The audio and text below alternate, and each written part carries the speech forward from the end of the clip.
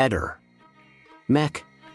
Pallister. A Trieste, il caso della morte di Liliana Resinovic, la 63enne scomparsa il 14 dicembre 2021 e ritrovata senza vita il 5 gennaio 2022 nel parco di San Giovanni, continua a tenere banco, con sviluppi che hanno riportato l'attenzione mediatica e investigativa su Sebastiano Visintin, il marito della donna. L'iscrizione di Visintin nel registro degli indagati per omicidio, annunciata dopo mesi di indagini, rappresenta una svolta significativa, ma solleva anche interrogativi complessi.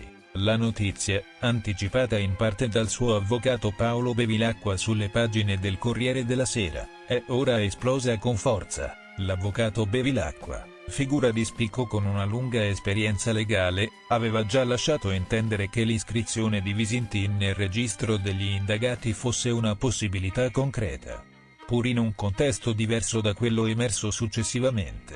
In un'intervista al Corriere della Sera, il legale aveva espresso frustrazione per l'esposizione mediatica del caso, arrivando a minacciare di abbandonare la difesa di Visintin qualora questi avesse continuato a rilasciare dichiarazioni pubbliche o a partecipare a trasmissioni televisive. Se va ancora in TV, lo mollo, aveva dichiarato senza mezzi termini, una posizione che riflette non solo la delicatezza del caso, ma anche la strategia difensiva di mantenere un profilo basso. Dopo la notizia dell'indagine a carico di Visintin, Bevilacqua ha rilasciato una nota ufficiale. Nel comunicato, il legale ha definito l'iscrizione come un atto dovuto, sottolineando che si tratta di una formalità necessaria per consentire ulteriori approfondimenti investigativi. Tuttavia, ha espresso sorpresa per i tempi lunghi delle indagini. Ci stupisce che tali attività arrivino a distanza di così tanto tempo dall'originaria iscrizione del reato, ha scritto. Bevilacqua ha poi ribadito la serenità del suo assistito, sostenendo che Visintin è estraneo all'ipotesi delittuosa e che gli elementi raccolti non lo incriminano in modo diretto. Con una mossa strategica, l'avvocato ha anche sollevato dubbi sulla scelta di indagare esclusivamente Visintin. Perché proprio Sebastiano? Perché solo lui?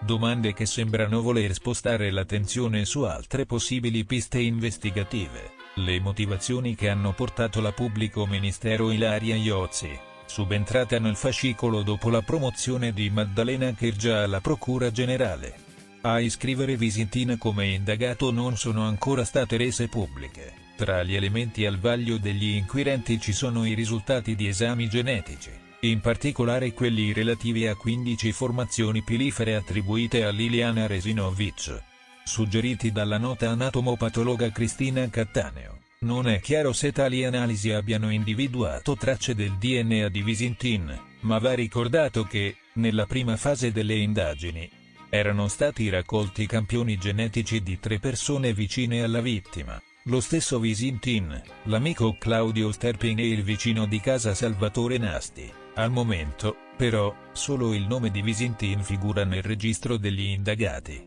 un dettaglio che alimenta speculazioni e interrogativi. Altri aspetti restano avvolti nel mistero, ad esempio, quale ruolo giocano gli utensili da taglio sequestrati durante un recente sopralluogo nell'abitazione di Visintin, durato diverse ore? Gli inquirenti stanno cercando prove materiali che colleghino il marito alla morte di Liliana, ma finora non sono emerse conferme ufficiali di ritrovamenti decisivi. Inoltre, la causa del decesso di Liliana Resinovic non è mai stata chiarita con certezza. L'ipotesi del suicidio, inizialmente presa in considerazione, è stata messa in discussione da più parti, mentre quella dell'omicidio ha guadagnato terreno con il passare del tempo. A gettare benzina sul fuoco delle speculazioni è stato Claudio Sterpin, storico amico di Liliana e figura controversa nel caso. Sterpin, che in passato aveva dichiarato di avere una relazione con la donna, non ha mai creduto alla tesi del suicidio e ha più volte espresso dubbi sulla versione dei fatti fornita da Visintin. Intervistato da Sky TG24, Sterpin ha preso una posizione netta: Liliana non è morta per caso, è stata eliminata perché voleva lasciare casa. Il marito sapeva tutto di noi, era informato anche da lei, hanno litigato. Secondo Sterpen, la decisione di Liliana di abbandonare il tetto coniugale avrebbe scatenato una reazione fatale. Le sue parole, pur non supportate da prove concrete rese pubbliche, hanno contribuito a rafforzare l'attenzione mediatica su Visintin. Dal canto suo, Sebastiano Visintin ha reagito alla notizia dell'indagine con un atteggiamento che molti hanno definito sorprendentemente rilassato. Raggiunto telefonicamente dall'ANSA mentre si trovava in vacanza con amici in Carinzia, nel sud dell'Austria, Visintin ha minimizzato la gravità della situazione. La vicenda è ingigantita, ha dichiarato. Ha poi descritto con leggerezza la sua routine vacanziera: nel pomeriggio farò una sauna con gli amici e poi la cena. Da 30 anni siamo sempre gli stessi. Facciamo le solite cose, si mangia, si beve. Un tuffo nel lago gelato tira su il morale, ci sono belle signorine.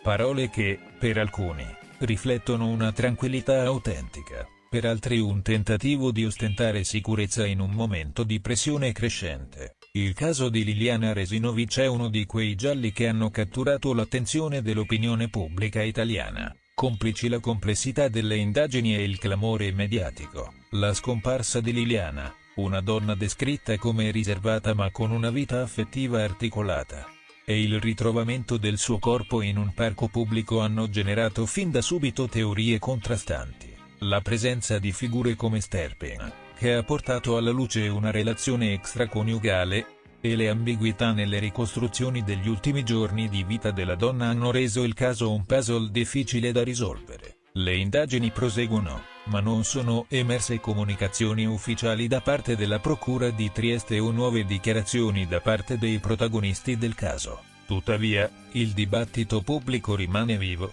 con discussioni sui social media e interventi di opinionisti che continuano a speculare sugli sviluppi futuri. Qualora emergessero novità rilevanti, come i risultati degli esami sugli utensili sequestrati o chiarimenti sulle analisi genetiche, queste potrebbero rappresentare un punto di svolta decisivo. L'indagine su Sebastiano Visintin segna un momento cruciale nel caso Resinovic, ma non chiude il cerchio su una vicenda che resta densa di ombre. Tra le accuse di Sterpen, la difesa strategica di Bevilacqua e le indagini in corso, il destino del marito di Liliana dipende ora dalle prove che la procura riuscirà a raccogliere. Nel frattempo, la storia di Liliana continua a interrogare e dividere, in attesa di risposte che facciano luce su una tragedia ancora senza spiegazione definitiva. Anche altre persone verrà inviato un avviso di garanzia. Io credo che bisognerebbe, per esempio,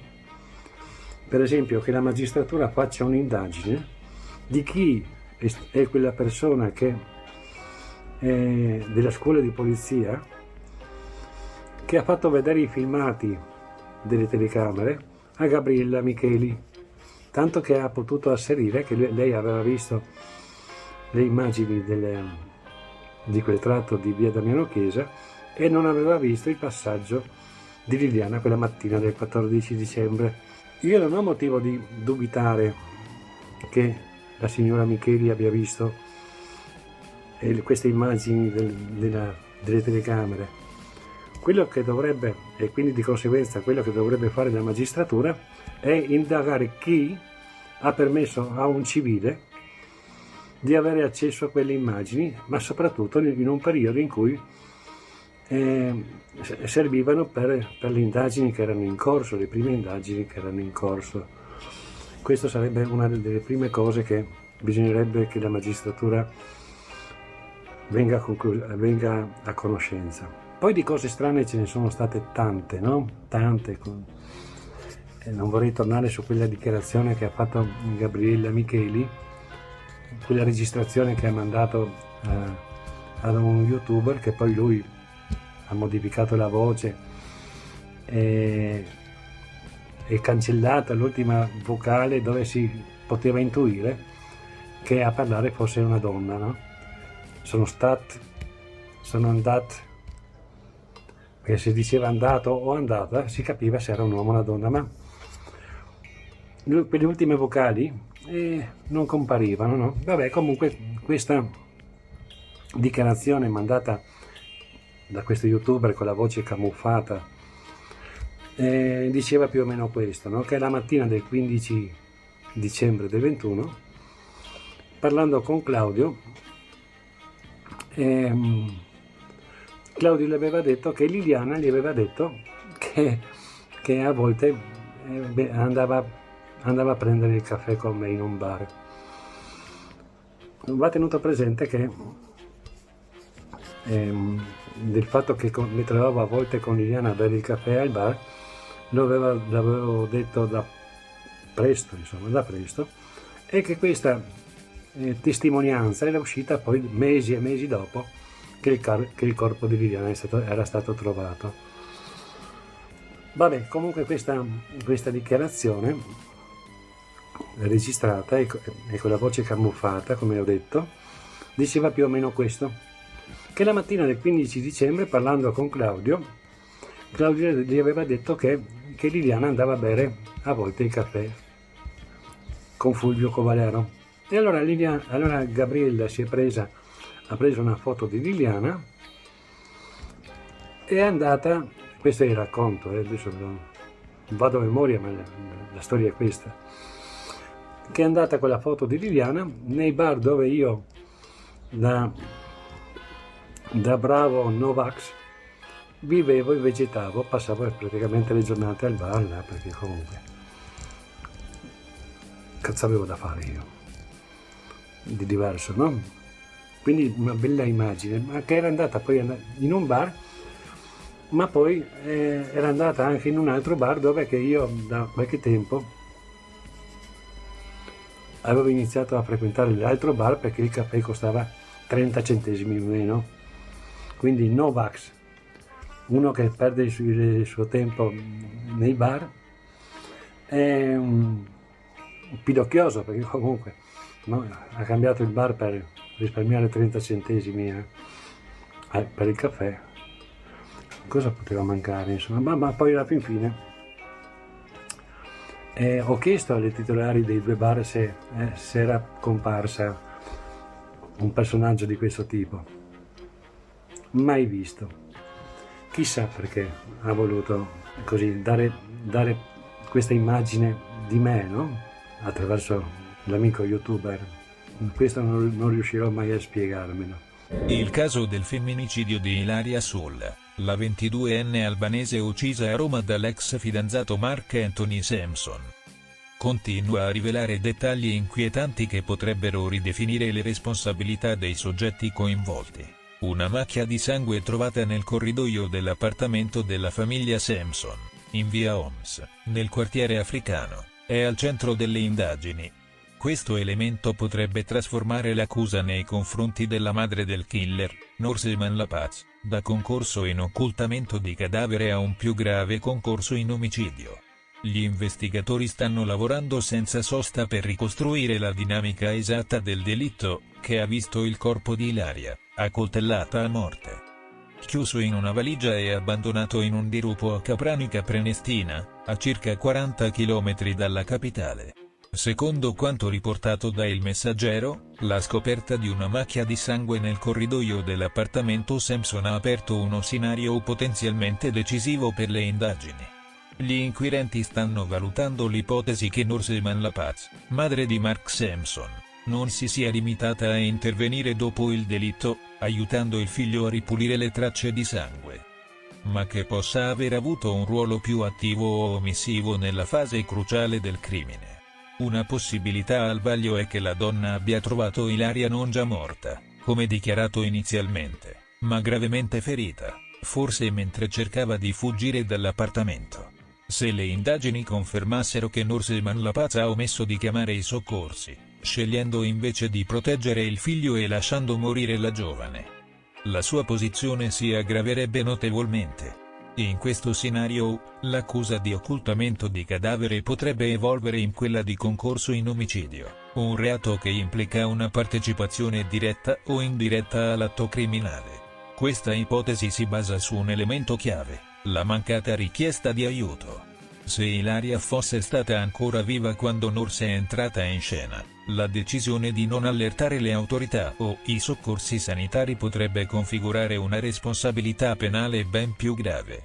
Tuttavia, il quadro è ancora lontano dall'essere definito con certezza. Gli investigatori stanno analizzando ogni dettaglio per chiarire se la madre abbia agito con dolo o se il suo coinvolgimento sia stato limitato alle fasi successive al delitto, come finora ipotizzato. Il sopralluogo condotto dalla polizia scientifica nell'appartamento di via Homs ha rivelato un quadro agghiacciante. Utilizzando il luminol, tecnica che permette di individuare tracce di sangue anche dopo tentativi di pulizia, gli inquirenti hanno trovato macchie ematiche disseminate in tutta la casa.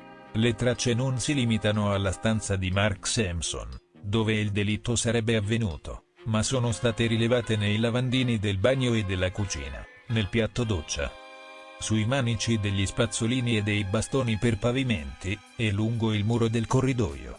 Questi elementi suggeriscono che il sangue di Ilaria si sia sparso ben oltre il punto dell'aggressione, indicando un'attività frenetica per cancellare le prove del crimine. Un dettaglio cruciale emerso dall'analisi della scena è la tempistica del delitto.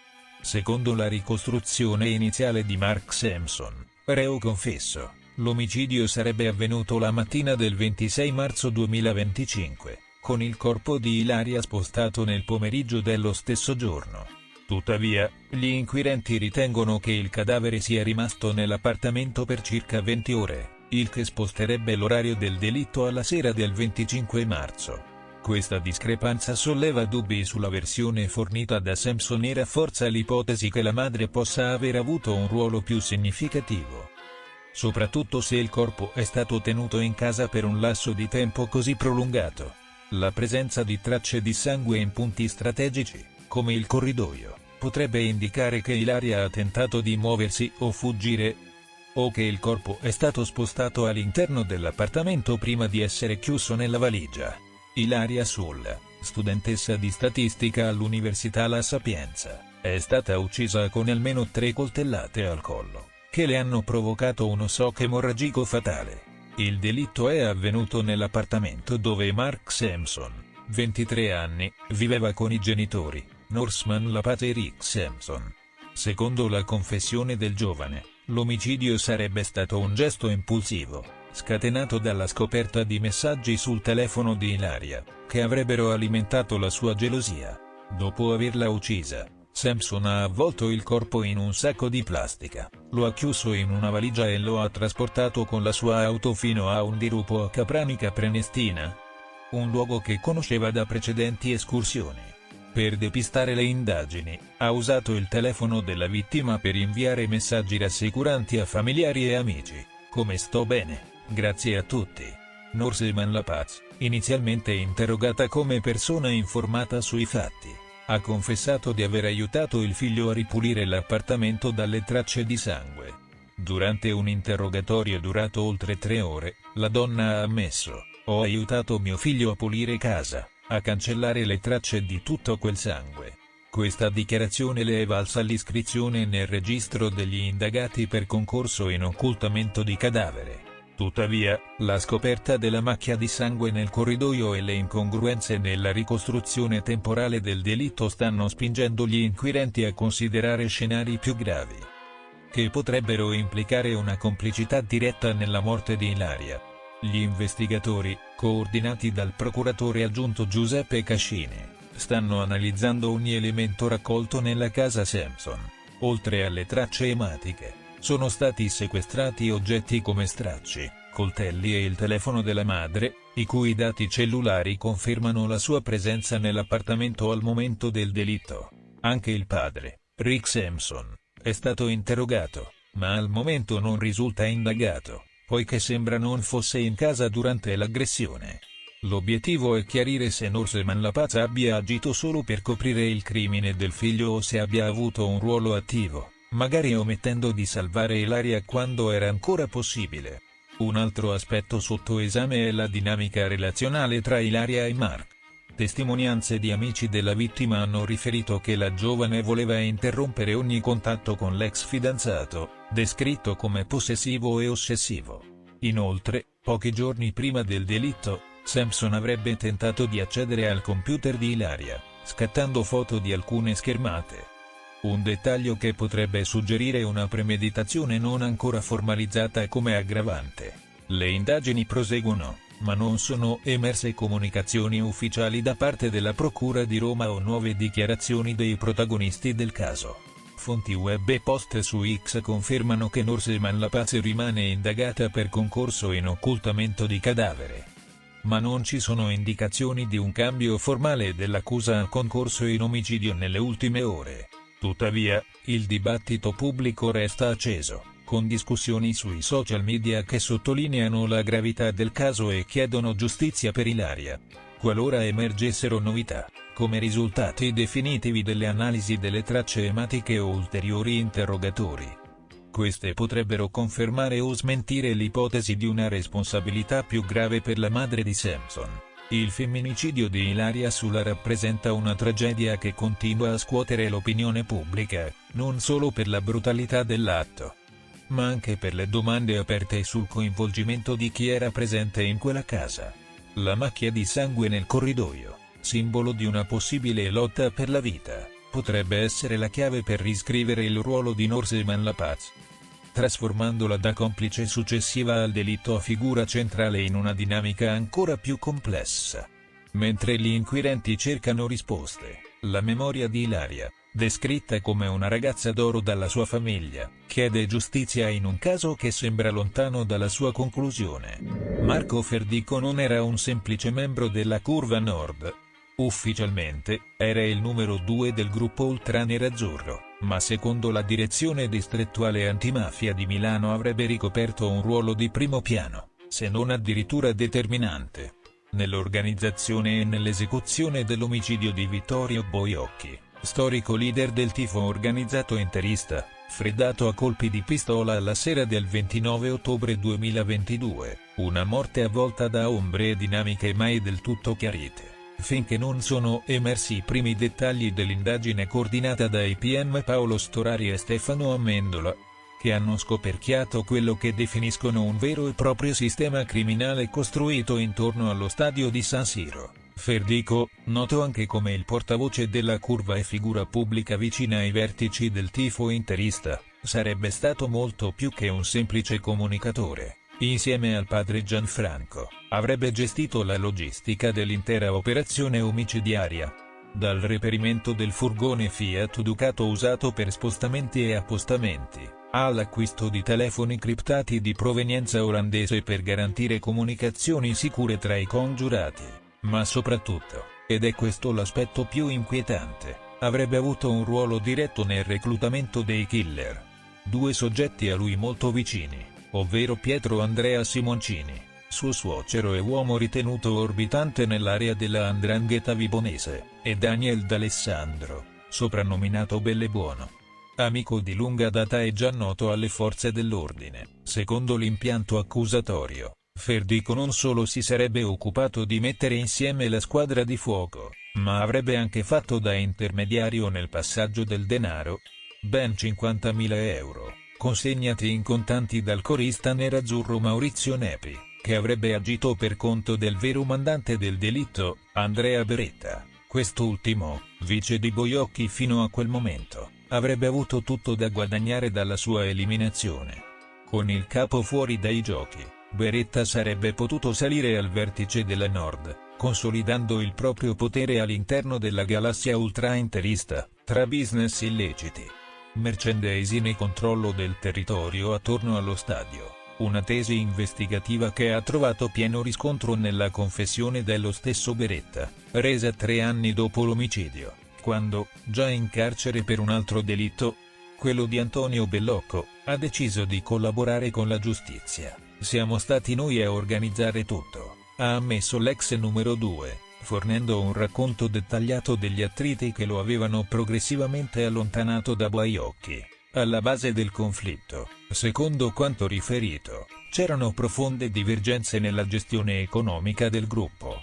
Boiocchi lo accusava apertamente di appropriazione indebita e di mancanza di trasparenza nella redistribuzione dei proventi, leciti e illeciti, accumulati con le attività parallele della Curva. Il movente si fa quindi sempre più chiaro. Per Beretta, La rimozione di Bojocchi rappresentava l'unica strada per restare a galla e mantenere il controllo, e in questa faida interna si inserisce perfettamente il ruolo di Ferdico, anch'egli in attrito con il vecchio leader. Lo scontro tra i due, secondo la ricostruzione, sarebbe esploso in seguito a una partita particolarmente deludente dell'Inter, dopo la quale Ferdico aveva pubblicato sui social alcune critiche alla squadra e all'allenatore, un gesto che Bojocchi non aveva gradito, rimproverandolo duramente e arrivando addirittura a minacciarlo di escluderlo dallo stadio se avesse continuato con simili esternazioni, un affronto che Ferdico avrebbe vissuto come un'umiliazione insopportabile,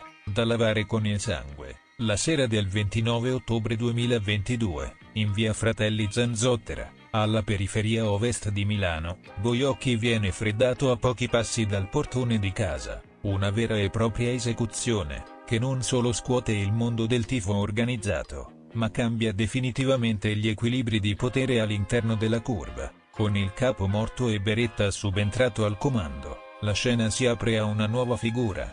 Antonio Unanu Bellocco, rampollo di una potente famiglia di 'ndrangheta, arriva da Vibo Valentia solo 2 settimane dopo il delitto. La sua ascesa sarebbe stata fortemente sostenuta proprio da Ferdico, che intravede nella nuova alleanza un'occasione d'oro per rafforzare la propria posizione. Nasce così un triumvirato: Beretta, Ferdico, Bellocco, destinato a controllare ogni aspetto della vita della curva nord.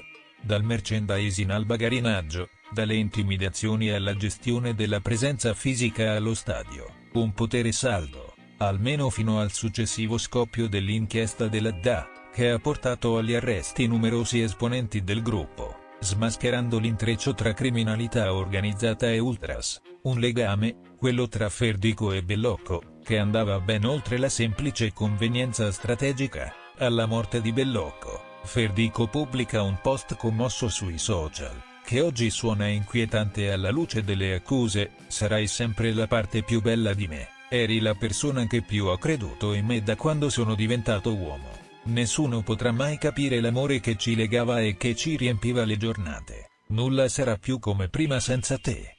Vivrò onorando l'uomo meraviglioso che eri, parole che rivelano un legame profondo, forse indissolubile, costruito nel cuore oscuro della curva nord. 3 colpi di pistola esplosi con precisione e freddezza hanno messo fine alla vita di Davide Carbisiero, un ragazzo di appena 19 anni, ritrovato senza vita all'alba all'interno di una sala slot situata in via Enrico Berlinguer, a Cesa, in provincia di Caserta. Il corpo del giovane, crivellato dai proiettili, è stato scoperto intorno alle 7 del mattino all'interno del locale Royal Beautiful, un ambiente frequentato da giocatori abituali, ma anche da figure ambigue spesso legate al piccolo crimine di provincia. La scena che si è presentata davanti agli occhi degli inquirenti è quella di una vera e propria esecuzione, nessun segno di colluttazione, nessuna traccia che lasci pensare a una rapina finita male, solo il corpo del ragazzo riverso a terra, ucciso in modo netto e senza esitazioni. Davide era incensurato.